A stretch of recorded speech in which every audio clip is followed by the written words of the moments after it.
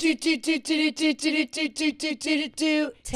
Watch. Welcome back to another episode of Taylor Watch. Happy Tuesday. Happy Tuesday, everyone. I just blew another episode of Taylor Watch. Yeah. Felt like I had marbles in my mouth. I know. Hope you guys are feeling well on this Tuesday, post-blizzard if you're in the Northeast, and hopefully soak up some sunshine if you're elsewhere. Please, I'm begging. If you have sunshine, like literally go out there and soak it up as much as you humanly can for all of us because it really is bleak out here. We're really struggling. Although I gotta say, credit where credit is due. In most of Manhattan, you wouldn't have thought that it snowed 20 inches yesterday. I will say way better than last blizzard Way better. in terms of getting around and 100%. Accessibility. 100%. I will say it's also, we're just going to keep saying stuff. And I also will say they could have maybe done a better job on the corners. The corners they did a good job, but there's still ice on the corners. Yeah, but you know what? That's just me nitpicking. I saw a funny tweet that was like, everyone remember what a curb looks like because we're not going to see that for a very long time. Yeah, I saw that guy being like, goodbye, goodbye, goodbye. Yeah. And you're bigger than the whole sky. Yeah. And he's like waving to the bike lanes and everything, which was so funny. That's funny, but we did survive. We're here. And we had a few Taylor things to talk about. Of course, we can talk a little bit about the Olympics. Ugh. And I know. And we're going to be, which we have to, I guess. And we're going to of course, recap Traitors, as it is our Tuesday's episode. Your earrings are gorgeous. Thank you. Yeah. Don't make me cry. Are they real diamonds? No, they're from Revolve. Oh, wow. They look like they're nice, they're right? shining. I did get them. I did just get them. In the light of the studio. A diamond's got to shine, Gia. Yeah, so true. So I came to, and I'm wearing Taylor merch today. Love that. I'm wearing my first new time I'm Gracie wearing merch. this, I think. Oh, cute. Yeah, so love we're Gracie. Oh, Tay daughter and Tay. Shout out to Gracie as well. Shout out. We'll mention her quickly. Did she do something? Her collab with Mumford & Sons. Oh yes, so good. Gracie Badlands collab. Badlands. And so good. We'll talk about it a little bit because I haven't actually listened to it yet, and you can tell me about it. But yes, so over the weekend, very excitingly, Opalite reached new heights and hit the number one spot, coming for that number one spot. Yes. And they did. And it is the first time since 1989, the album, that Taylor has had two. Oh my God. Something's crazy on my Instagram. I just got all these notifications at once. That she has, let's say, I'll read it for you. Just a few Opalite memories to celebrate the Hot 100 number one. You guys just got this song. I can't even sum up my excitement. I'm so blown away by the love you've shown this song in video. To put this into perspective, this is actually the first time I've had two Hot 100 number ones off of one album since my album 1989 came out in 2014, nearly 12 years ago. Wow. I know that's a lot of numbers, but it all adds up to me being so thankful to the fans who have helped make this happen by welcoming this song into your lives with open arms. Seriously bouncing off the walls with this, just wanting to say thank you. Might go buy a giant pretzel at the mall to celebrate. If you know, you know. Yep. Pretzel emoji, cactus emoji, rock emoji. Very funny. Very cute, and a lot of different quite a few slides of different behind the scenes stuff. Looks like 6 or 7. And yeah, and we did get in trouble for sharing it on our story because that's we can't even share an Instagram from Taylor Swift where her own music is playing in the background. Yeah, it's just like it's truly so unbelievable. Sorry. And to be honest, I didn't even realize that it would. I thought about it it. Had lyrics in it. I thought about it at the time, and then I said, surely this is fine. Yeah, and I thought that, and I definitely thought too that we had shared before Taylor stuff, but whatever. All is off the table. We can't even share the artist we talked about. Yeah. So sorry if you didn't hear the news from us that this happened. I did hear from her herself. We did repost it on our personal, so maybe. Oh yeah, of course. Yeah, but I was very surprised to see Taylor. She's been active on Instagram lately, which is always nice to see. But yeah, the carousel was super cute. I liked the little video of her and Mandy Moore like practicing their routine. It was very silly, very cute. Too. Yeah, I love that too. Yeah, I'm just very happy for her. I feel like we talked about the potential of this happening like a couple episodes ago. So I'm happy that it came to fruition. Mm-hmm. And yeah, I can't believe it's been since 1989 that she's had 2 number ones. It seems kind of crazy. Where were we during Torture Poets Department? I thought that we definitely put them both up. Yeah, but she like technically like didn't like, you know, but Daddy what I Can Do It With a Broken Heart, I guess was like technically the second single, right? True, yeah. But like wasn't really a second single. You know I also what I mean? have to remember that these these charts, these kinds of charts are more for like worldwide appeal. And it's like, yeah, of course, we all love How Did It End? We all want to slit our wrists to it. But at the same time, the rest of the world is wanting to listen to Opalite. Exactly. I mean, and Fate of Ophelia. TGPD is not exactly like radio friendly, No, I would say. Besides, you know, I guess I could do it with a broken heart, but Daddy, I love him. Yeah. I think it's all relative in terms of your fandom for Taylor, big or small. Yeah. We like to celebrate every accomplishment, and this is a massive accomplishment for Opalite. Yeah. It says the Hot 100. I don't know what chart I thought it was, but yeah, Hot 100. Billboard Hot 100, right? I guess so. Yeah. Right. The Hot 100. Yeah, that's the Billboard, only right? That's only Billboard. Yeah. Yeah. I kind of then love that she never mentions Billboard. Billboard. Yeah, that's kind of hilarious. She just said Hot 100. That's so funny. I wonder if that was intentional. Yeah, I do wonder. That's funny. Ooh, where's my glasses? Yeah, seriously. That's hilarious. Interesting. Oh, also, can confirm that Opalite does go hard in the club. Oh, that's right. But yes, okay. Not the Chris Lake remix, even though I'm sure it does. I didn't listen to that one. My friend used the Scream remix. Oh. Yeah. And that was good. I like that one. Yeah. Love it. Yeah. Love it. Oh, yeah. I realized we didn't even get to talk about our Austin trip. Our quick in and out. We did. We had our Bumble event in Austin. Yeah. And it was a lovely time. Yeah, it was super fun. It was at a crazy bar. Not the venue I'd expect it to be at. It was small. But it seemed to be packed, and there seemed to be everybody around. And Gia got hit on immediately, right in front of me. She's basically walking around with a wedding ring, and I'm sitting there. And this guy comes up, and he's like, "Hey, he's rizzing her up." She's, "Oh, thanks, but I've got a boyfriend." Yeah. And he like didn't believe you. I know. Yeah, he actually was very nice. He's from Amsterdam. Really nice. Yeah, I don't know. That was like the second guy that came up to me. It was interesting being a taken woman at a singles event. Yeah. But it was nice to be reminded that I'm cute. Totally. People really were treating it like a singles event. Like it wasn't like we're just all at this bar and everyone's awkward. People were mingling. People were mingling. Yeah. People were having a good time. And shout out to Bumble because it really was a well executed evening. Totally. And we got to all go out with a bunch of the Bumble girls and adjacent people that helped set up the party. We went out for a little dinner, a little drink with them. Yeah. We took all a shot together. That was fun. Cute moment. Some spicy ass fucking shot. By the way, which gave me a stomachache for 3 days. I knew it was gonna happen. Like as soon as I took that, I said, I'm gonna throw up in later a jalapeno, for sure. and then you take a bite out of the jalapeno. I was like, I'm not taking a bite out of this. What the hell? I took a bite to be a good sport, but it was like I bit it like Squidward in the Krabby Patty. I just licked the tahini off.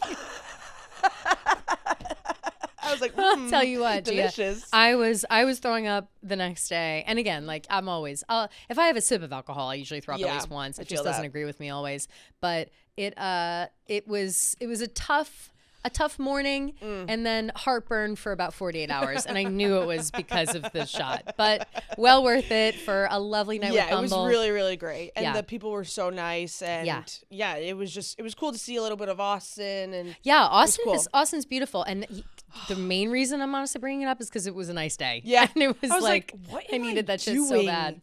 Torturing myself in this cold fucking weather. No, really. When I can live in fucking Austin and it's like 85 degrees every day. Uh-huh. But I feel like the winter gives you grit. The winter does give you grit. And the people I was with were saying that this is the perfect time in Austin because it's not too hot. In the summers, it's like unbearable.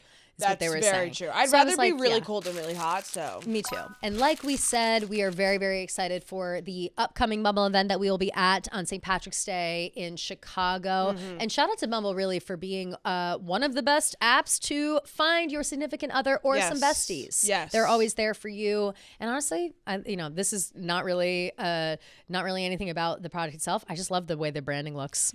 I love Bumble. I love the bees of it all. I love the hive of it all. It's so cute. So fun. So cute. And they had all these fun like branding and things at the event. They had,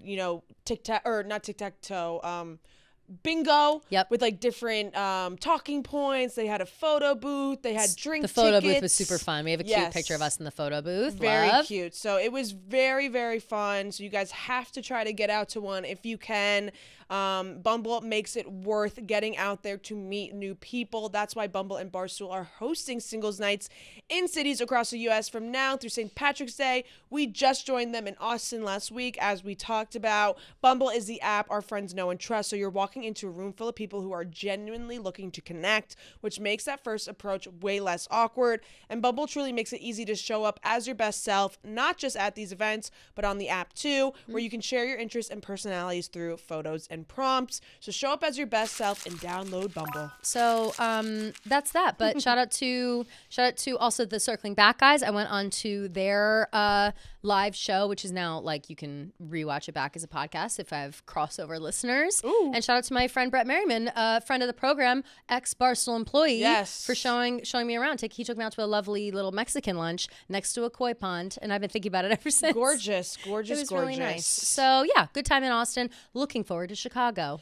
Very much looking forward to Chicago. Fun. It's gonna be fun. Get all the Barstool people out there. St. Patrick's Day. I gotta plan an outfit. I know. TJ wants to go to the River Dye. And I was like, okay, yeah, I'll go. And he goes, okay, we have to get up at like 7 a.m. I was going to say, isn't that at the crack of dawn? I don't know if I want to go. Can I just watch it on TV? I feel, yeah, you can definitely watch it on TV. Or like maybe from the hotel, like look out your window. Hopefully, yeah, maybe we're close enough to the river. We'll have to see where Barstool decides to put us up. If he really wants to go, I'll just sack up. I feel like it's like that's a fun thing. Yeah. Like, and he lives there, so it's like cute. You've seen it once. Yeah. You live in Chicago. You got to fucking see it Totally. once. Yeah. I could see it from the TV. So yeah. My allegiance doesn't run that deep. But yeah, very excited for Chicago for sure. That'll be the a good 18th. time. Right? No, 17th. I think it's literally on St. Patrick's Day. Right. Yeah. Let me double check. Tuesday, right? Yes, Tuesday the 17th. Perfect. So see you guys then. And we posted on our stories right before the event, giving the details on where it was at. This time we now have the information for both of them. So we'll be able to post it a little bit earlier for planning purposes, which will be great. So yes, shout out. What was I saying before that? Oh yeah, we're happy for Taylor and her milestones. Yes. You know what I meant to write down? I guess what were the singles for 1989? I guess Blank Space and Shake It Off, huh? Yeah, definitely. Or Wildest Dreams, maybe. I think Wildest Dreams might have been the third one. Number one. It's definitely Blank Space was the first. Hot 100. I would assume it was Blank Space and then Shake It Off, but I can't. I would think so too. Oh yeah. My fucking. Let's see. You know, and here's the thing. I'm never going to find this. Me Googling it.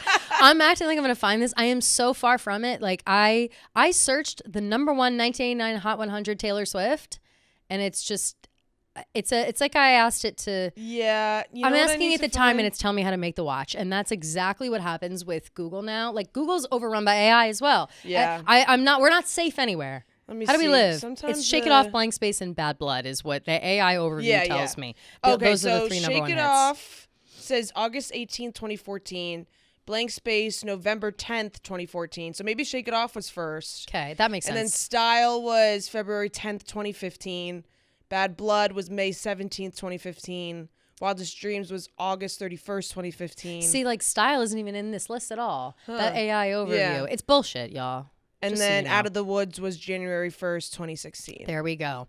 So yes, do we think that any other Life of a Showgirl songs have the potential to go number one like this? I don't think so. Yeah. And that's not being like, oh, they're not good. I just think that commercial success for numbers like this, Fate of Ophelia and Opalite are the most like kids like you know, that's always very my catchy. I would say if I had to say one, I think maybe Wish List or Loki Would. Would be funny, but Would unfortunately was ruined by all the men being like, man, I don't want to hear about Travis Scott's dick. Okay, well, you just have a little fun? How about you just choke? How about you just choke on Travis Scott's Yeah, that's dick? what I'm saying. How about you just choke on it? God. I don't know if you guys can feel us. We're a little bitter. Simmering below the surface. You always can. Everybody always can tell when we're simmering below the surface. Totally. But yes, so congrats on the milestones. I wonder if you know, I wonder what's to come. I'm excited for what's to come, and we'll just have to wait and see. Yeah. But moving on to, of course, major conversations over the weekend were the Olympics. We had Did the ice skater girls finish before? Did we talk about them last week? I can't remember. I don't think so. I think that was like Thursday night or something. Yeah, because Alyssa losing track of the time. Alyssa finished like Thursday at like 3 or 4 o'clock. Oh, we wouldn't have. Yeah, because we recorded Wednesday last week. Yeah. So So yes, we've got milestones all over the place. Yes. Gold medals out the ass. Yes. The USA could not have won any more gold medals. They're just popping off. And the women won more than men. And the women won more than men, and Yeah. that's just a fact. And Yep. that's kind of like always a fact, Loki. They're always winning more than the men. But what are you gonna do? Yeah. I shout out to Alyssa Liu, one of the most beautiful skaters I've ever seen. God, I'm obsessed with her. She's just so fluid and into it, and you can tell. So her story obviously is fascinating. I'm sure everybody's heard it by now. We're talking, of course, about figure skater Alyssa Liu, who placed gold over the weekend, and in free skate. Yeah.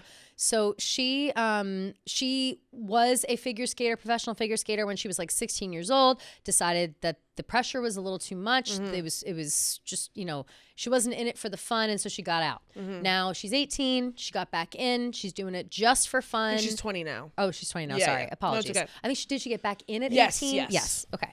So she's 20 now.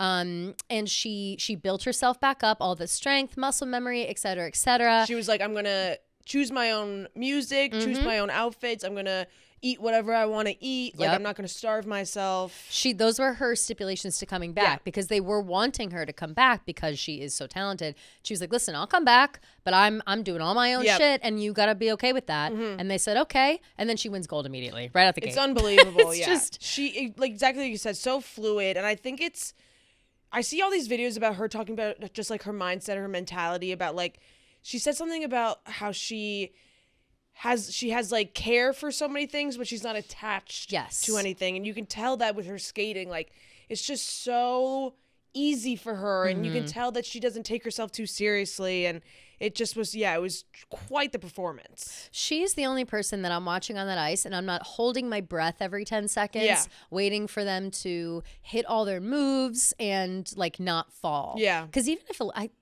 Alyssa fell, I feel like she'd turn it into like a move. Yeah. You know what I mean? Like, she's just not so focused on. And for some reason, I feel like when the figure skaters like do like their little dance moves, like they're so like rigid. Yes. Yeah. And with Alyssa, she's so flowy and just she's beautiful just moving with the beat. Like, I love that part where she jumped up. She's like, boop. I love when she does that too. I love it. So cute. She really, really has a natural ability to just spin around on that ice and have a good time while also nailing some of the most difficult jumps and moves. Showgirl on ice. Showgirl on ice. And they're going on tour, the Showgirls on Ice. Oh, shut up. Did you know that? They're all the figure skaters. Isabeau. Yes, her, Isabeau, Amber, Isabeau, and Alyssa. Wow. I think we should maybe others. We really should. Yeah. Let me see. Did you see the interview? I don't know who it was. I think it was with like E! News. And it was Amber and Alyssa, and they were talking about Taylor. Yes. So that's also on our list. It's figure skating. See, and again, I'll never find it. So just so you know, they are going on. The way I knew that is because of this interview. I watched the whole interview, and it was them talking about how Taylor did the intro for their. Here it is. It says how Taylor did the intro for their.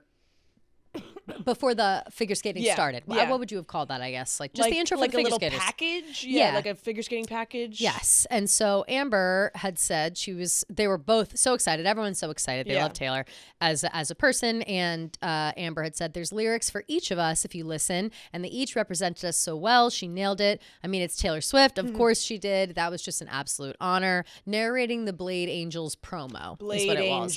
The Blade Angels. And then in that interview, they were like, we're going on tour. So we really will be Showgirls on Ice. And love that.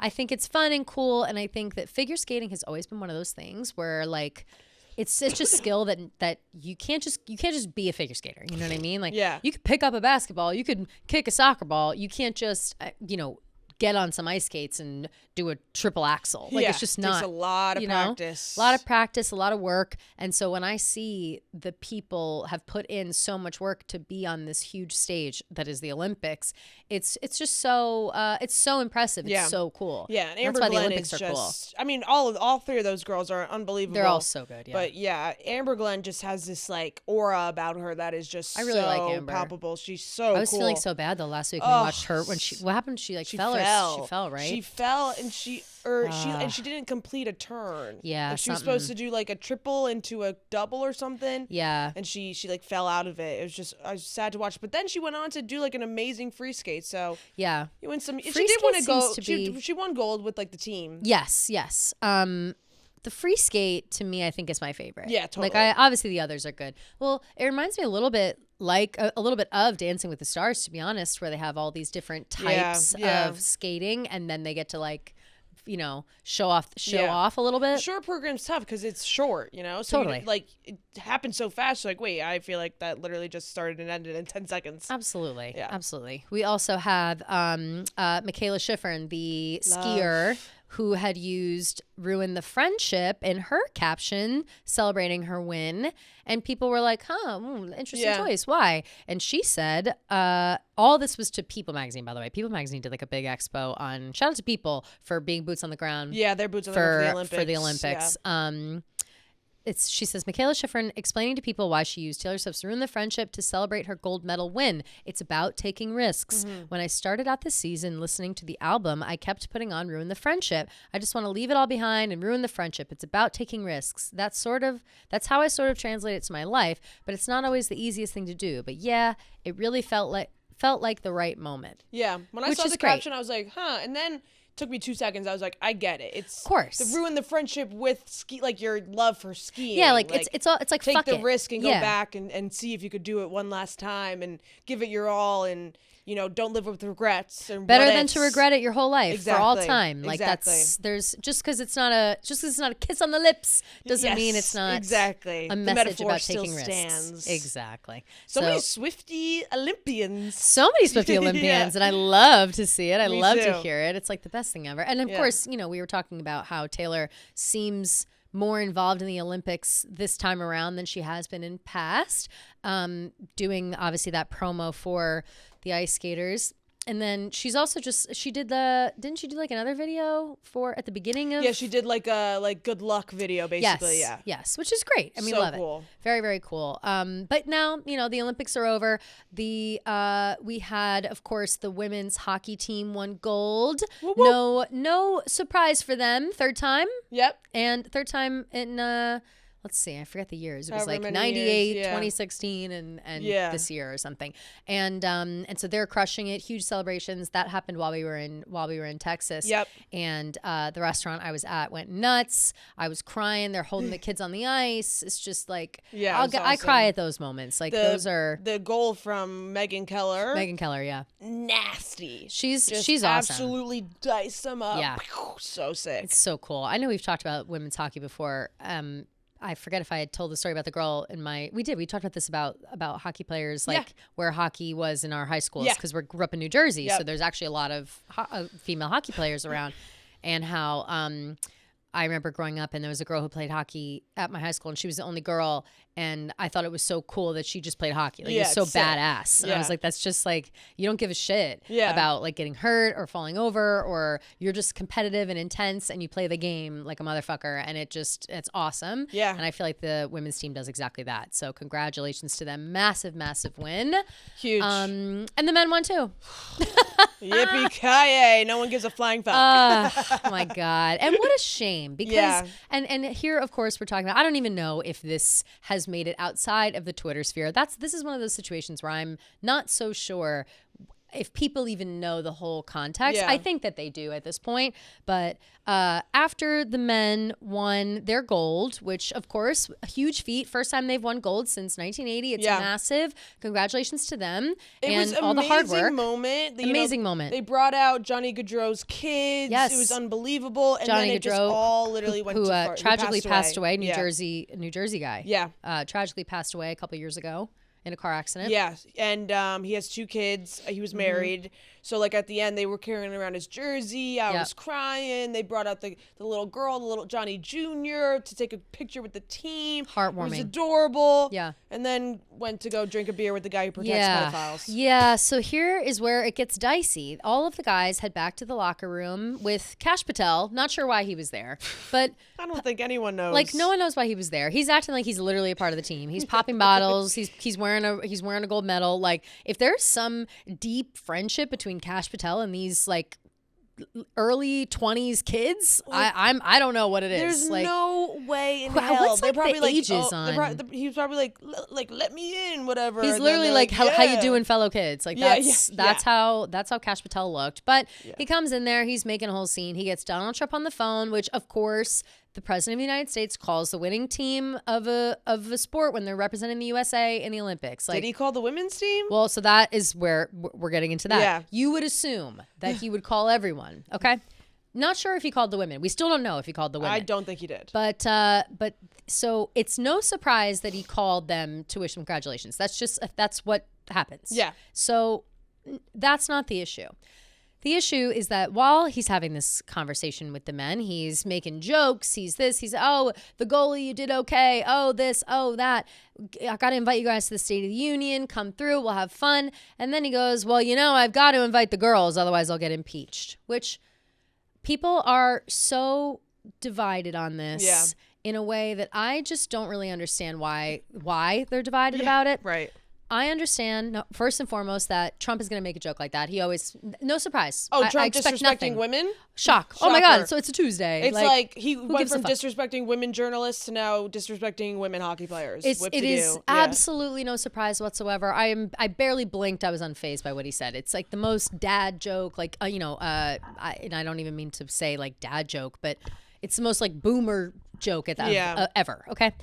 The problem lies with the absolutely eruptive, raucous laughter at the joke at the women's team's expense. Some guy in the back was literally like, no, I've never heard a group of men laugh harder. People were like, oh, they're laughing at everything. I'm like, they didn't laugh that hard. Trump told 10 jokes before that, and they were all like, ha, ha, ha, ha, ha, ha. Yeah. And then he made a joke at the women's expense, and then they literally peed their pants. Yeah. Like, I don't understand it. And there were a couple of guys, piped in from the back saying 2 for 2. Yeah, and there's like one guy. Woohoo, like whatever. I needed everybody to just be cheering. Like, why? First of all, obviously, why make that joke? But it's Trump. Of course he's going to make that joke. He's a scumbag.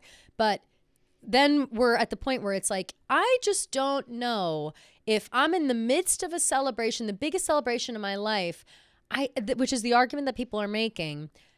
I still don't think that I'm gonna laugh as hard as humanly possible at a joke at the expense of the women that got a gold 2 days before me. Yeah, so like I just don't think that changes my mind. mind. So emotional. Yeah, their emotions were so heightened that they couldn't control themselves. Wow. Shocker. What? Wow. Gee, I thought that doesn't happen to men.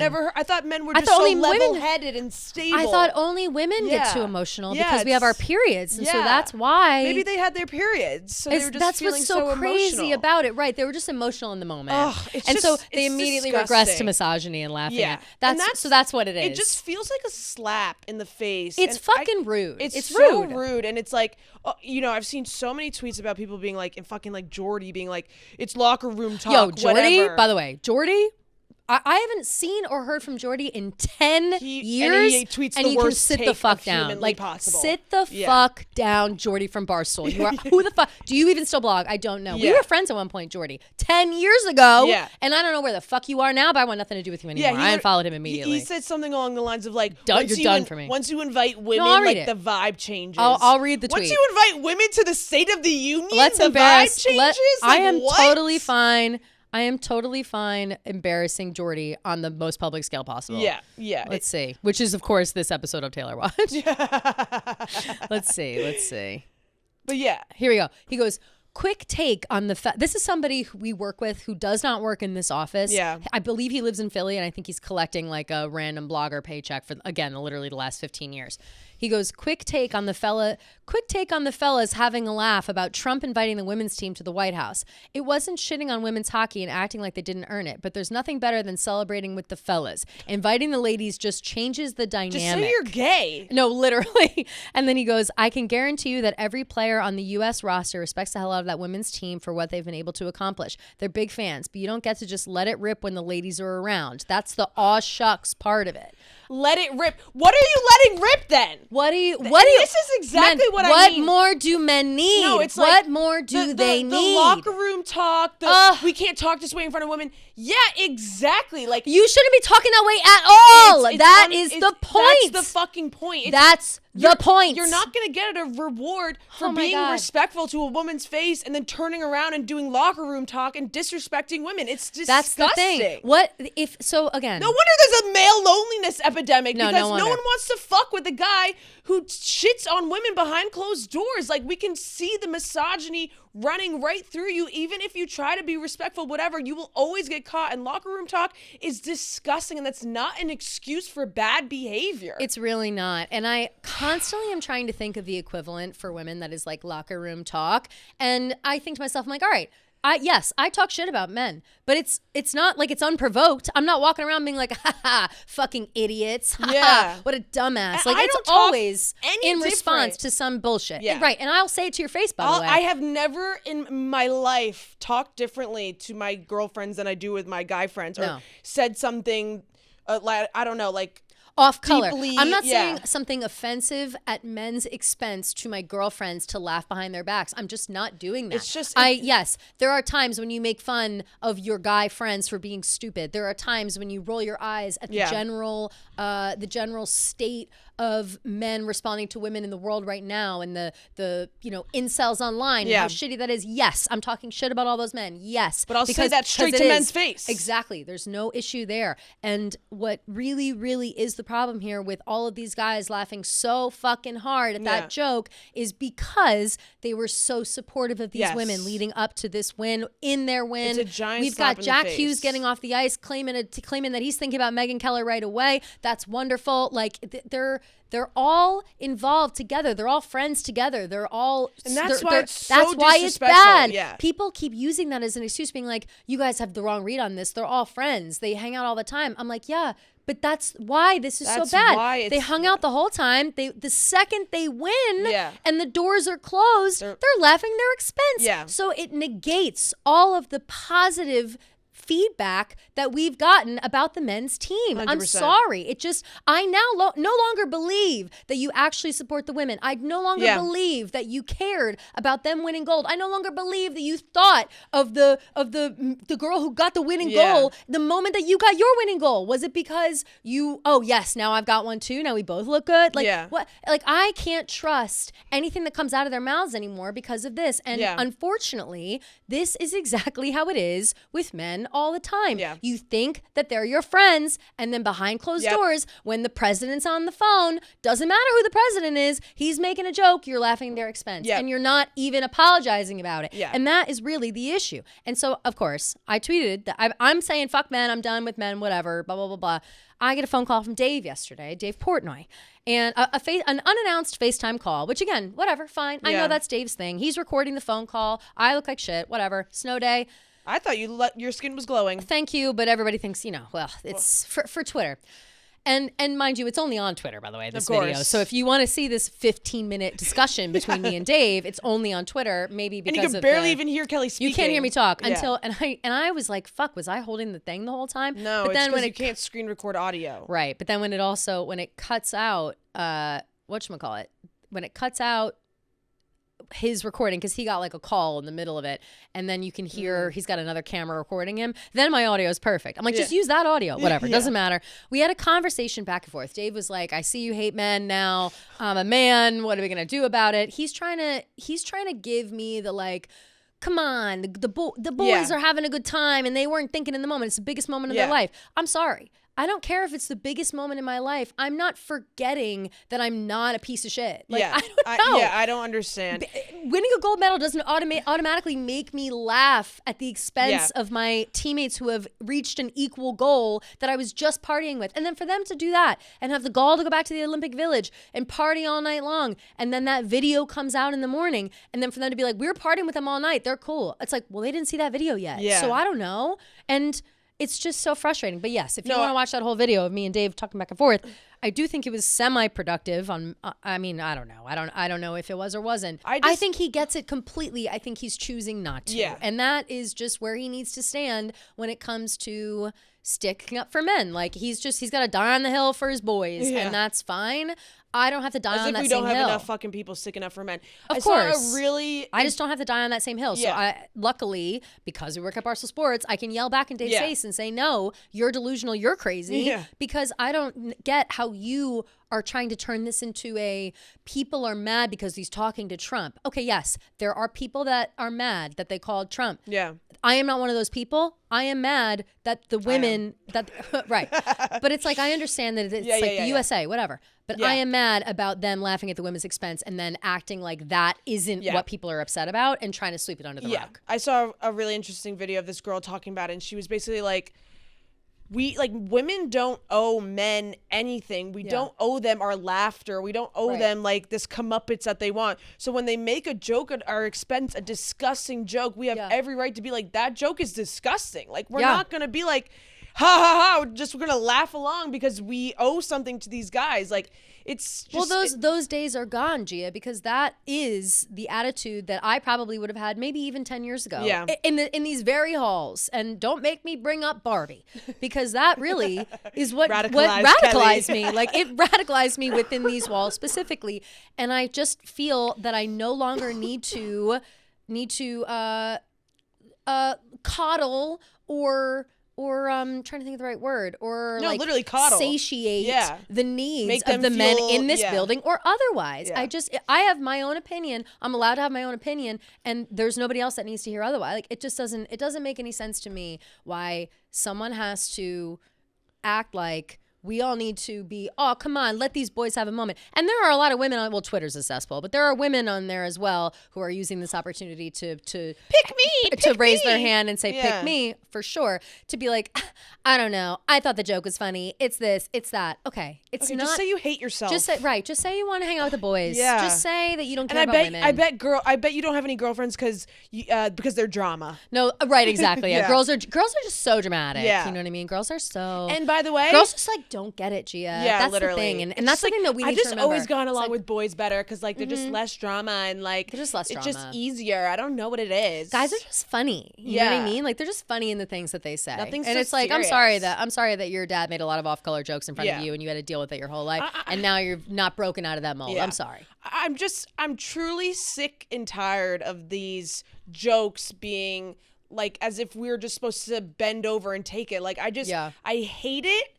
I hate the way that Trump talks about women, and I hate the way that these men responded to it. I mean, we literally had Trump saying "quiet piggy" to a fucking woman journalist. Like, I know, it's disgusting. It's crazy. And those people aren't allowed to like react or respond, whatever. And then we have this, and it's like the more we laugh or people laugh and brush it off, the more it becomes normalized, and the more that this behavior is allowed. Yep. And it's just like, at what point are we going to be like, hey, this is not okay. You can call it a joke, you can call it whatever, but it's not a joke. It's degrading an accomplishment that women have, and it's just like the blatant degradation of women in front of our faces is just so unbelievable to me. In front of our faces only because it was recorded behind our backs. Yeah. And I mean, it is in front of our faces as well every fucking day. Totally. But that's, I think, what stings the worst is that these guys, and everybody's like, you know, especially Dave on the call was like, you can't be mad at the team. They're in the moment. They got the president on the phone. The lights are bright, whatever.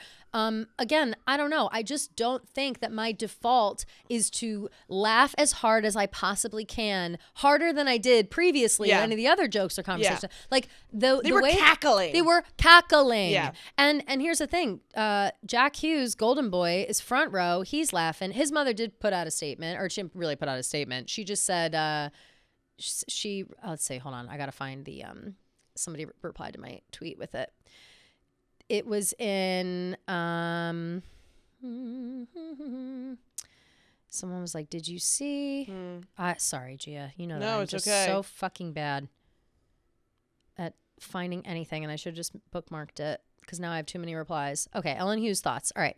These players, both the men and women, can bring so much unity to a group and to a country, she said. People that cheered on, that don't watch hockey, people that have politics on one side or the other side, and that's all both the men's and the team's women care about. She also spoke about the synergy between the two squads. If you could see what we see from the inside and the men and the women sharing, you know, dorm rooms and halls and flex floors and the camaraderie and the synergy and the way that the women cheered on the men and the way that the men cheered on the women. That's what it's all about, she said. And the other things they cannot control. They care about humanity, they care about unity, and they care about the country. So here's the thing. All right, just another mom coddling their fucking that's kids. Ellen Hughes giving a PR answer for her two sons.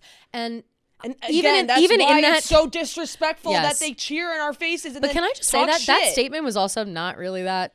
Like, it was just kind of like, hey, it was very politics geared. Yeah. Being like, it's politics either way. And it's if you saw them hanging out, but they're referencing a time before we saw this. Yeah. That, I think, is where I can't really rest on this issue until I see, like, the women's players doing everything. And Gia, let them know what they're up to right now. They're literally all liking Instagram posts about how they've declined going to the White House. Which they did. They declined going to the White House, the women's team. How the joke about Trump, we're going to have to bring the women's team, Taylor Heiss liked it. You can tell how smart people are by what they laugh at. Layla Edwards liked it. A Tina Fey quote. Yeah, like all, and then Flava Flav inviting them to Las Vegas, like all these girls. And like, I heard they accepted. I don't know. Apparently they accepted. Apparently they accepted. I don't know if that's true or not, but Flava Flav, Flava Flav, say what you want about him. He's a kooky guy, but he really rides for, like, women all the time. Like, I don't know what switched in his brain, but maybe he just became a Swiftie and then like became an ally for women, but he really is. And I just think that speaks volumes. Megyn Keller posted a photo of her and Jack yesterday during the day, just being like, bringing home the gold. They're the two goal scorers for the team and overtime. But I would say, pay attention to how the women move in the coming weeks because it's fresh. They're all right off the plane from Milan. Yeah. They're in the middle of all these press interviews. The women haven't even done any press in the States. Am I right? No, they haven't. So just pay attention to what they say. And that is when I will move forward. If those girls if they get on a stage and they're like, listen, we as a team, we love those guys. Are we annoyed that Trump made that joke and they all laughed about it? Yeah. But we're not going to let it take away from our shine. Then I'll stand down and stand by, ladies, because I just don't, I don't know. I don't need Jack Hughes, giving interviews from the top of the shoulders of some other guy in 11 saying that 11, the club in Miami, being like, hey, it's no big deal. Everybody wants to politicize it. It's and like, we're good with the girls. We like those girls. Yeah. Like, it's just, whatever, you bro. politicize it by bringing in fucking Kash Patel and then Jack Mack is triggering me right now immediately. What? Somebody is saying, Ellen Hughes was asked about President Trump's call to the USA hockey team, and her answer showed that Pronan Hockey Twitter's meltdown is not real life, and then talked about how, saying, about the thing I just read that she said, if you could see what we see from the inside, the men and the women sharing the room, whatever. Jack Mack, what the fuck? She should be demanding her sons to apologize. This is the situation that I get into with the men that we work with specifically and also with people on Twitter. And I know that Twitter is not like everybody's thing. And please release yourself from it if you can. We're just involved in it so deeply because of here.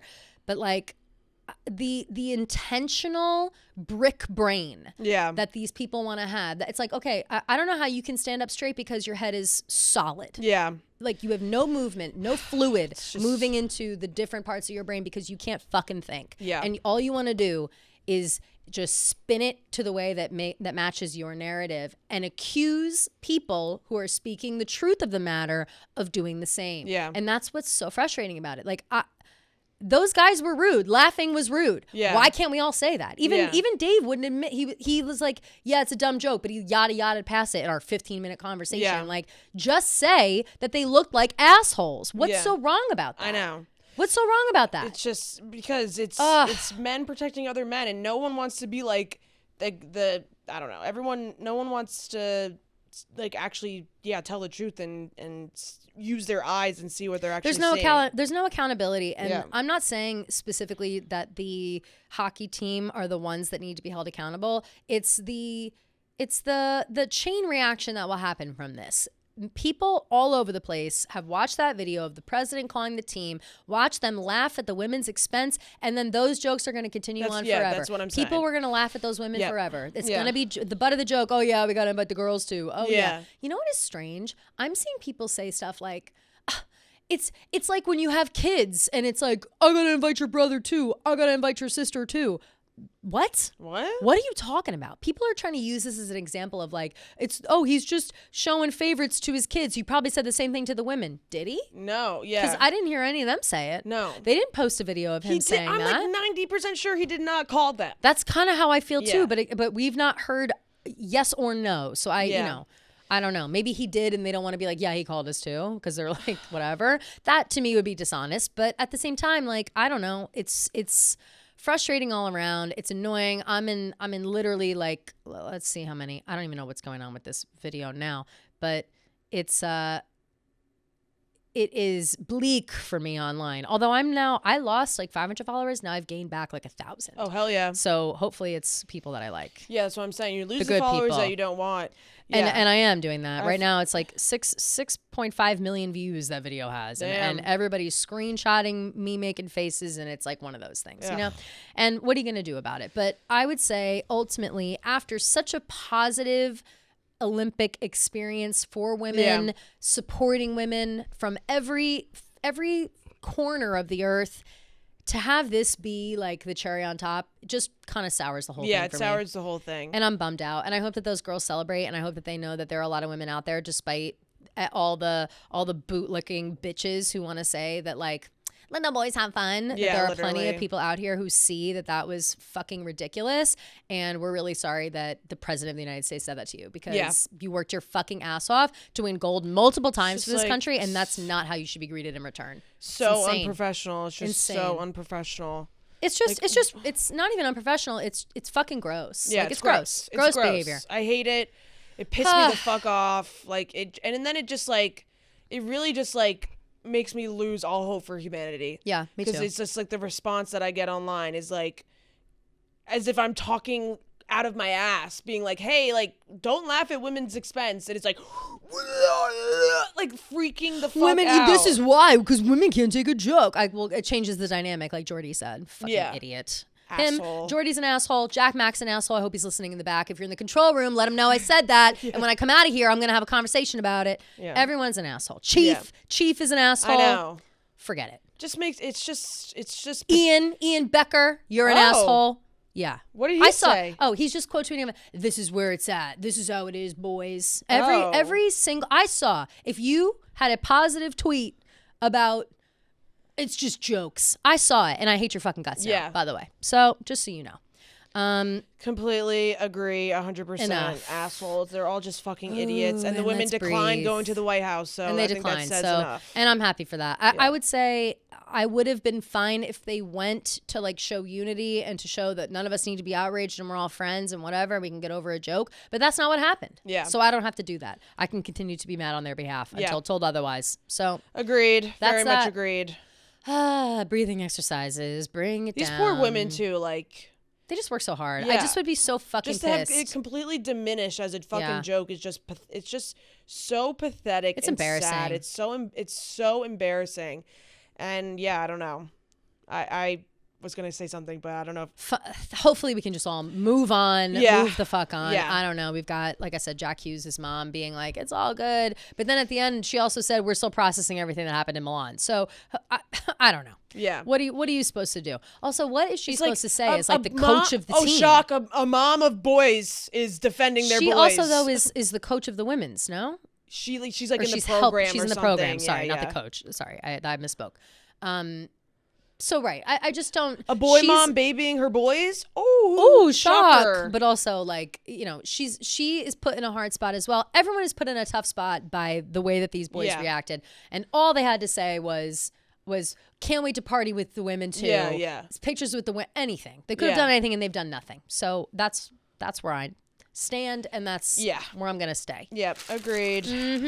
Gia, we're still on our fitness journey. All right, we are still trying to get out there. And if I'm being really dead serious with you, I haven't been to Pilates in weeks. It's actually a really bad thing. I'm fully back in the mode of paying for a place to go when I'm not going, and I've got to get back into it. And I have no excuse because we are going to be clad head to toe in Fabletics. Yes. Fabletics is always there for us, giving us the best workout gear. Even just wearing like a cute workout set. I love a workout set. Makes me feel like I'm kind of like put you together. Saw me wearing I wear a workout set in here all the time, looking like I'm headed my way to Pilates. Nope, I'm going home to the couch. But on days where I am going, it's certainly giving me the support, the moisture wicking, everything that I need. So shout out to Fabletics. The confidence. Yes. Shout out. There's something about a new workout set that makes you feel unstoppable, but the problem is buying new gear all the time isn't realistic.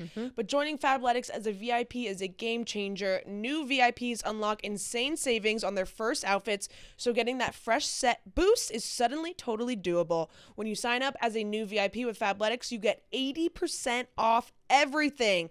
The quality is surprising. Fabletics pieces feel like the kind of high-end activewear you'd easily pay a couple $100s for, but you get the same premium fit and durability for a tiny fraction of the price. No waistbands creeping down, joggers that actually keep their shape, and jackets that are warm without feeling bulky. Everything feels soft, breathable, flexible, and built for whatever your day looks like. Workout, travel days, that's so true. Traveling and wearing a set, you're like the most cool girl on the plane. Getting back into your routine, or those New Year fresh start mornings when you just need something that helps you feel put together. Fabletics already has incredible deals, and we've got an exclusive offer just for our listeners. Get 80% off everything when you sign up as a VIP. Just head to fabletics.com/TaylorWatch, take a quick style quiz, and be sure to select TaylorWatch when prompted to unlock 80% off. That's fabletics.com/TaylorWatch. Luckily, though, slightly back into the Taylorverse before we get into a little bit of Traitors. Jodie Turner-Smith's daughter was the best secret keeper of all time. Yes, and she deserves a gold medal in secret keeping because she got to meet Taylor when they filmed the Opalite music video. And at first, Jodie Turner-Smith was like, no, like, I don't know. They were worried about her being able to keep a secret and whatever. And then Taylor was like, no, let me meet her. Yeah. And so met her. She kept the secret like a champ. Which is crazy. I mean, how she's old is she? like 4? Yeah, so young. Maybe 6, I think. So maybe she can like barely even talk anyways. And maybe no one believes her. She could definitely talk. Oh, really? Oh, yeah. She has no concept of like. I really don't. Milestones of age. No, I see You're like talking a newborn by like baby 2.5. Okay. Yeah. No, I see like a 7-year-old and I'm like, that's a baby. No, I have a really bad gauge. It's like a first grader. But I was thinking the same thing you were about to say. Like, if a 6-year-old or 4-year-old came up to me and they're like, I was in a Taylor Swift music video, I'd be like, yeah, and I'm the Pope. Exactly. I'd be like, me too, girl. Yeah. What was it? Yeah. Imagine though you're talking to her like it's like the teacher and you're a Swiftie and you're a teacher and she's your student. It's like, I was in a Taylor Swift music video. I'd be like, oh yeah, where? Yeah. Or what song? And she'd be like, Opalite. I'd be like, oh yeah. Oh shit. Yeah. And like, write that down. Where was it? It's like at the Wycliffe Mall or whatever the fuck. Whitgift Center. The Whitgift Center and the whatever. The Wyckoff Mall. What did I say? Yeah, I don't even know what that is. Whitgift. I can never get that right. Yeah.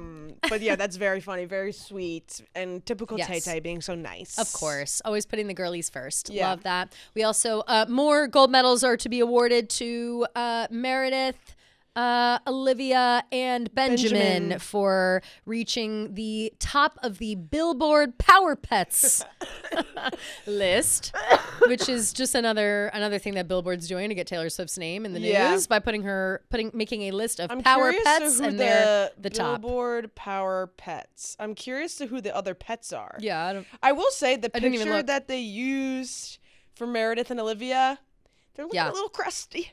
They're old. Oh no. I asked Gia, how old is Meredith? Yeah. Like, no offense to Meredith. I thought she was like 13, but she's older than she's that, right? 15. 15 years old. Yeah, so she's and an Olivia old girl. Is slightly younger. And Benjamin was mugging the fuck out of them. Yeah, he was, unfortunately. But he's got youth on his side. And Gia, I can't sit here and shame an old lady, okay? She's beautiful in her old age. She's beautiful in her own way. She's gaining what she may lack in external luster, she makes up for in internal wisdom. Totally. And she's seen parts of the world that we wouldn't even dream of. Seriously. And she's very well behaved. Very well behaved. That she just like carries her cats around. She's chill. They're all chill. Wait, so they are power pets. Is that one Meredith or Olivia? Meredith, right? The one that she like carries around. Meredith, she carries around. Yeah. Okay, so it's like Ariana Grande and Toulouse. Of course, Toulouse, shout. Bailey Zimmerman. What about like Glenn Powell's dog? Oh yeah. Billie Eilish adopted a pit bull named Shark. Oh. Who are these people? Interesting. Dead Mouse has a cat. Oh. Named Peanut. That's hilarious. Hilarious. Demi Lovato has a dog named Pickle. Cool. Interesting. They're not showing any of these pics, though. Dove Cameron has a kitty named Peanut Butter and Cheesecake. Oh. 2 kitties. Dua Lipa has a puppy named Dexter. Cute. Ed Sheeran has cats Calipo and Dorito. Wow. It seems like the celebs are really holding out on us in terms of pets. Like, I didn't know about half these pets. I didn't even know that Gracie Abrams has a wiener dog. Wow. Had no idea. Yeah, I don't know if that's true. No Glenn Powell's dog on this list, huh? I feel like that Not dog yet. is like low-key very popular. But anyway, so yeah, Power Pets. Congrats to the pets. Congrats to the pets. We also had a little tidbit from a woman that was in the Opalite music video as well, named Denise Sides. She's an actress, and she was commissioned to be an actress in this thing that she wasn't sure of. And 10 minutes before they started rolling, she found out it was a Taylor Swift music video. Taylor walks up to her and says, "Hi, I'm Taylor." It's unbelievable. Imagine and that's the dream. You get booked for a job, you don't know what it is, and you're just sitting there, and Taylor Swift walks in. I literally can't. I literally couldn't imagine. I'm dead. It's absolutely out of control. Yeah. Again, a great. I mean, obviously she didn't know, but whoever her team is as trustworthy and as tight as ever. I feel like she really does. She's locked it up good. Yeah. And that must be a good feeling. Yeah. The only reason we had somewhat of an idea of this music video is because, like, it's kind of unavoidable to like set up a whole shoot at somewhere like the Whitgift Center and not at a big have some sort location of suspicion of something going on. Yeah. But yeah, I mean, it's crazy that they hire these people and they just like have to be like, yeah, we have absolutely no idea what we're hired for. It's crazy. So if you ever get hired for a job and you have no idea what it is, say yes. Could be a Taylor Swift music video. Yeah, you always got to say yes. Like that would be probably most interesting to me, hearing that a project is like, and like you won't know what it is till you're there. I'd be like, wow, yeah, I'm in. Like no matter what, because it's definitely going to be some sort of huge undercover project that is going to be exciting. So yeah, very, very, very good stuff. Moving on to non-Taylor stuff. First and foremost, we've got Harry Styles doing double duty on SNL, hosting and performing. Let me shout out my boyfriend TJ because he texted me like 2 weeks ago and was like, I think Harry Styles should do double duty SNL. Ooh. And I was like, great idea. And then it came to fruition. I will say, though, also, I saw a Reddit post. Somebody, either they're like a leak from SNL or I saw this too. I was they about to say. Listed out everyone and they got it all right. Yeah. After they got like the first three or the first two, it was like Connor Story, somebody else, and then I forget which other one they announced. And then now Harry Styles double duty. And he has hosted before. Yes. I don't know if he's been a performer. He's never done double duty. Got it. Yeah. Has he ever performed? Let me see. I'm sure.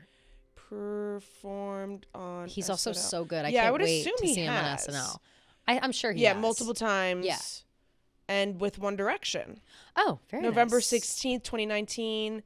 Wow. Oh, he did do double duty. Oh. Has Harry Styles done double duty SNL? Yes. Harry Styles has performed double duty on SNL. He first did this on November 16, 2019. And now again, March 14th, 2026. Well, it makes sense with his big upcoming MSG run. So I bet that was right before and the Harry's album house. comes out in April. Yes. So it all makes sense. The timing works out. Everybody's cashing checks. I'm excited to see Harry Styles so be excited. hot and cute and fun. I'm excited to see him with the new cast too. Like I hope Veronica gets to oh my do God. cute Harry Styles. Yeah, I feel like love they're going to Veronica. be able to do a really funny sketch with him. I will say SNL's been very, very funny lately. Yeah, it's been really making me crack up as well. And he's funny. Like he's he really is. funny. That's very one of cheeky. the best parts about going to his shows is that he Loki does comedy bits during the show as well, and he's hilarious. So, and he always gets very into character and all those things on SNL. So I'm super excited. Totally, absolutely. Can't wait. And then we also have talked about it a little bit at the beginning, the Gracie Abrams collab with Mumford & Sons. Mumford & Sons put out a brand new album this past Friday. Shame on me for not listening yet because I love Mumford & Sons. It's really good. So how's the song? Yeah, it's good. Oh, Badlands. It's really, really good. So they said that they were recording in the same studio. I don't know if it was Electric Lady or what it was, but basically like Gracie was upstairs and they were downstairs, and they've known each other, whatever. And they basically were like, pick whatever song you want to be on. She picked Badlands, and then like just did kind of like harmonizing throughout the whole thing. And it's just a beautiful song. And she sounds unbelievable on it. And yeah, the whole album's really good. I listened to it on the plane on the ride home from Austin. Oh, great. Great. Yeah, I wish I had done that. Well, I actually couldn't listen to any music on my way home from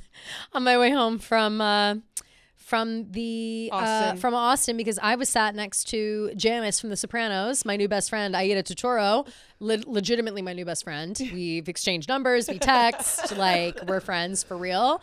And we talked for 3.5 hours straight. And I was funny. I was like I've had hangovers before. Yeah. I'm not saying this was my worst hangover, but it was up there. Yeah. It was up there. And all I wanted to, I've been throwing up all morning. Again, I blame that one shot because all I had after that, I really didn't drink much after that. Yeah. It was just like, whatever. Regardless, I wanted to die. And then she just really had a lot to say. And then halfway through the flight, I was like, you know what? We're in this conversation. We're going to talk the whole flight. Ugh. And we did. And now we're best friends. I can't stand if someone tries to talk to me on a flight. Normally I don't either, but she was captivating. And you know who she is. Yes. I didn't at first. I wasn't, because I wasn't in like the right mindset. I'm never thinking that I'm going to recognize or see someone like that time we saw Lena Dunham on the plane. Yeah. I recognized her right away because I've watched girls so many times. Yeah. And like I know her, but I don't literally. But I haven't rewatched Sopranos in years. But like, I've never seen Sopranos. Oh, it's great. You should watch it. It's great. But yeah, so that was that. But I will have to get on that. That was funny. On listening to Mumford & Sons. I was literally in the last. Gia was like in the toilet. Row. Yeah, literally. I slept the whole way. I was gassed. I was so gassed. Like the way that I got home. Well, I was also I didn't meet Gia out for Raging that night to Rage to Opalite in the club. Mm-hmm. I got home again. I had planned to sleep the whole plane and hopefully save my life. Couldn't. Yeah. Because I was talking, and then I got home, sat on the couch, and I was overtired to the point where my ears were ringing, and I was like, and then I couldn't fall asleep. I was like, I don't know what to do, and it was crazy. And then I checked my ring, my Oura ring. I had texted you at like 10:02.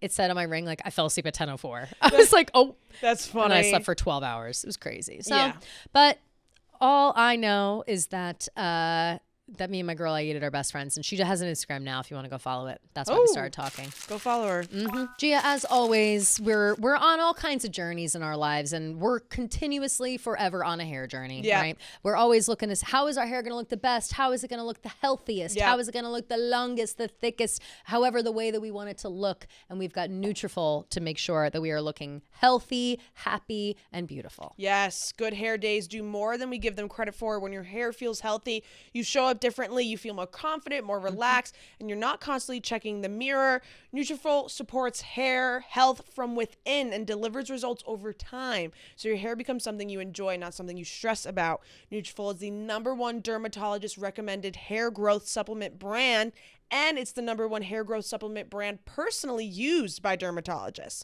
So Nutrafol's hair growth supplements are peer-reviewed, NSF certified for sport, and clinically tested to measure improvements in hair growth, quality, and strength. It's not a one-size-fits-all approach. Nutrafol offers multiple formulas for men and women tailored to different life stages like postpartum or menopause, and lifestyle factors such as a plant-based diet, so you get support that's actually right for you.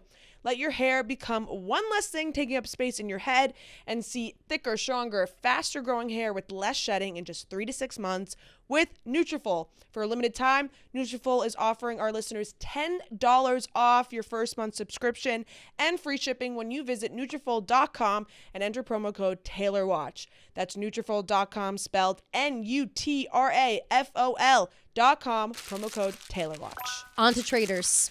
Yes. Traitors is coming to a close. I believe this week is the finale. Yes. I hope. Begging. Hope only because I can't watch these dumb idiots. I can't watch these dumb faithfuls anymore. Seriously, I can't. They are so. They feel extra dumb this season. They really do. They just don't know. They don't know the game, and they're so blinded by Rob, like that they can't even. Mara should be ashamed. Tara Lipinski. I don't know why I have such a vendetta against Mara right now, but. I think Mara knows. Like Mara can't. She's not that dumb. Her insistence, her adamant. She's so adamant. She's so adamant about how Rob's not a traitor. Rob's not a traitor. Rob's not a traitor. How do you know? Like, just because he's a cute guy does not mean he's not a traitor. Just because he says, I trust you, whatever. You guys were both on Love Island. And I saw a very interesting TikTok or Twitter post, whatever. They were like, Maura was the host of like the After Sun thing. Yeah. She watched that entire season of Raw. Oh yeah. She knows how manipulative he is, knows how insane he can be, knows how gaslighting he can get. And she just is just blinders on because he's hot. And it's just so frustrating it's to crazy see someone to see. be so dickmatized. Yeah, she really is dickmatized. Yeah. And I just don't really know why though. Like, what is it that I genuinely think she just wants to keep hanging out with Rob. No. And I think Natalie was the same. 100%. Because that's really what we need to talk about. Obviously, it's dwindling down. We don't need to get into the nitty gritty. Just you should watch the episodes at this point if you're like trying to see the end, because there is a lot of like, there's so much switching around.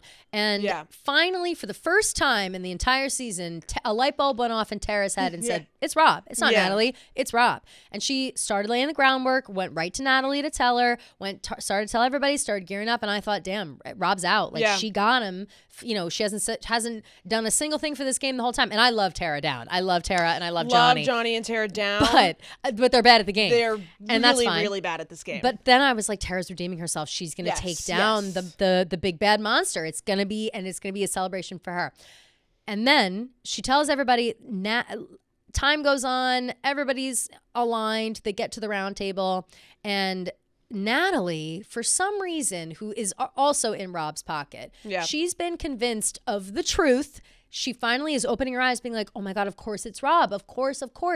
It takes 2 seconds for her to unravel and turn on Tara and accuse her of being like the cool girl who made Natalie feel cool and like lied to her to manipulate her. That was like what Natalie was implying to Tara. And that's sad to me because I'm like, girls, we gotta stick together. They turned on each other so fast. It was embarrassing. Yeah. It was embarrassing for girl. Like, I get you're in the moment and you think, that women can be manipulative when they need to, and I think that's where those fears start to come from, where it's like, yes, Tara, if she was an actual manipulative bitch and she did pull off a move like that'd be great, but Tara doesn't have that in her bag, and I would think that Natalie would know that by now. Natalie does have that in her bag, and the fact that she didn't do it is what I think maybe had her panic and be like, well, fuck you, bitch. Like, forget it, you're out. And completely abandon the fact that it's clearly Rob. Yeah. And then they voted her out and now she's gone. Yeah. And then Tara part the I don't want to play this game anymore. Kill me tomorrow night. I don't want to play this game anymore. Like, oh my God, cry me a river. That's like can't. Big Cat in Surviving. Yeah. I don't want to play anymore. Just vote me out. Literally. I do understand like feeling bad. Of course. But like, you're at the end of the game. She's never done it before. Like, at this point, like, you might as well just finish it out. You know what I mean? Yeah. Like, you're literally at the finish line. Yeah. Like, you are making it to the finale. Like, you're one guy away, basically. It was so frustrating to watch them finally use their brains and have somewhat of a game plan, and then just watch it completely implode at the round table. Yep. And I think it was Mark posted on Instagram or something, and he was like, just now realizing, if I went with them, it would have been a tie. Rob's dagger would have been canceled out, and then they would have been able to get Rob. Yep. And I mean, looking back, hindsight's 2020. Of course. But it's just like, they'll play that game forever, the what ifs. Yes, and that's what happens totally. when you play these games. Like, you just play out the what ifs for the rest of time. I should have done this. And it's very frustrating. And I'll also say this, like, not that I love Tara being like, I'm over it, I want out of the game. It is obviously a very stressful environment. Yes. It's a stressful game. Like, your emotions are heightened intentionally. Like, that's, you have to take all that into account. But you got to expect it with the Traitors. You got to expect that's going to happen. That's the game. And maybe that you signed that's up the to game play completely. Yeah. But yeah, I think that they got rid of Kristen. They murdered Kristen the night before. Yeah. And I think that they probably should have murdered Natalie. And I think that they should have murdered Natalie, and then Kristen could have been like, oh shit, now we got to try to suss out Eric. They could have banished Eric, got a traitor. Yeah, and that's the thing. Like, now, made the Faithfuls feel good, but then now. But of course, Rob wants to protect his boy. Right. God forbid. Right. His boy gets some heat on him. Right. They gotta help him. But if Candace had heat on her, let her out God to the forbid. wolves. Right, exactly. Yeah. And, Rob's a guy's guy. And Eric just sat there with his thumb up his ass the Right. entire round table, didn't say one word. He's a mute regardless. Yeah. Like and maybe that's why Rob wanted him as traitor, because he was literally just going to sit there and look suspicious the whole time. But yeah, I think I would have played it where it's like, you get out Natalie, Kristen's left. Kristen already had eyes on Eric. I think you turn everybody against Eric, vote him out, and then they've got one more round table. Yeah, and I'm not one more sure murder. how it works, because they said this is the last time you'll find out if someone's a traitor or faithful. Right. So then I think that they're probably both in the clear at this point. Yeah. So who knows? I forget to see Maura's face when she finds out She's that gonna Rob be is so a traitor. Pissed. She's gonna be so pissed. It's just like, how could you be so adamant that this guy's not a traitor? Like, girl, it's just so bad. Open your eyes. Did you know that they all do their own glam? Yes, I did know that about Traitors, because the first season of Traitors, I wondered, obviously they're all so dolled up. Yeah. And when it came out that they were all doing their own glam, there were jokes about like other people who would have gone to do Traitors that now won't, because they have to do their own glam. Yeah. I think, what's her face from Lisa Barlow. Everyone's making that joke about Lisa Barlow. It's funny. Because I will say Maura is killing her makeup. She's killing her makeup. Yeah. Well, somebody was like, Maura is no stranger. She was on Love Island. Yeah, like, that's she true. knows how That's to do true. her glam for That's TV. She's also wearing wigs. Maura's wearing wigs. Oh, yeah. Will you wear wigs? Yeah, when will you wear wigs? But the props are definitely due for all these women. I saw a thing, maybe you saw the same interview, where it was like Bob the drag queen and Monet, and I forget who else was Boston in the... Rob, maybe? Yeah, maybe. I forget who was in the conversation at that exact moment. But Monet said that how they had all done their own glam, all the girls, and that Portia also was doing her own glam, and she had like a full face, whatever, and everyone was shocked. Whoever he was talking to was shocked. And he was like, yeah, I asked her, and she said that she had her makeup artist sit her down before she went to Traitors and be like, show me everything. That's because smart. I have to know how to do this when I'm on my own, which is just a smart thing. And I think Rhea and Fran do that too. They did that with Haley. I think they both know. They're so good at doing their own really makeup. good at it. I gotta learn how to do that. I have good days and bad days. Yeah. It really depends on how like my skin reacts to my makeup. Like sometimes I feel like my makeup gets so like crusty. That's how I feel. Like if my face is like right now, I'm looking at my face. My face feels dry as fuck, even though I have an inch thick of lotion on before I even put makeup on. Well, you look like you have a glow. Well, thank you. You're Appreciate welcome. that. It's the blush.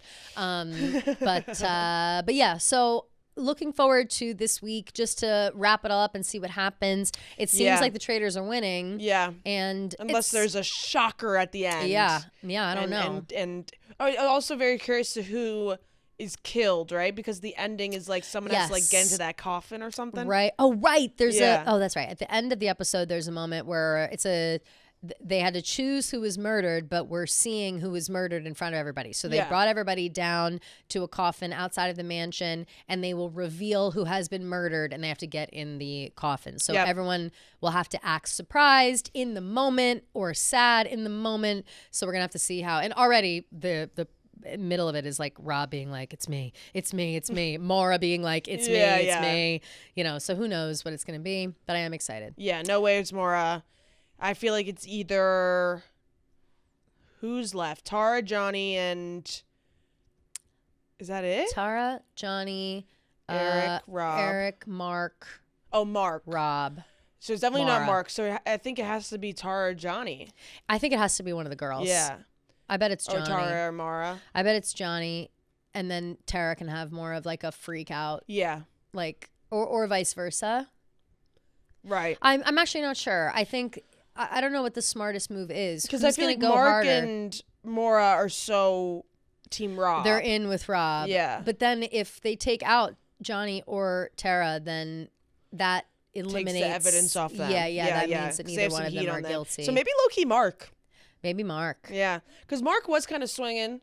So maybe they just say, yeah. Interesting. Well, we'll just have to wait and see. Yeah, we'll have to see. But all right. I think that about wraps it up. A little bit of a shorter episode today. Apologies. I think, is it? I don't even know how long we've been going. No, I would no. I think we've A been little like over an an hour. hour. And Okay, some good. change. Yeah. Perfect. All right. But remember, for our Thursday's episode, we will, of course, be doing voicemails and DMs, etc. If you'd like to leave a voicemail about anything we've discussed today, Taylor or otherwise, please feel free to do so at 347-450-0723. 347-450-0723. Leave a voicemail there, or you can text that number. If you're feeling shy, you can also reply to our rapid fire question story, which will be posted tomorrow. Yep. We record at 2 p.m., so be sure to check it before then and get your questions, voicemails, thoughts, concerns, and feel free. I would not hate if somebody wants to deliver a bitch out to possibly the men's hockey team via our voicemail messages. That's totally fine as well. Would not hate that at all. Or maybe reason with us and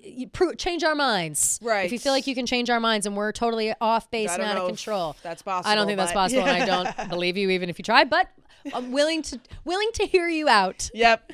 So love you guys so much. We will see you on Thursday. Love you guys.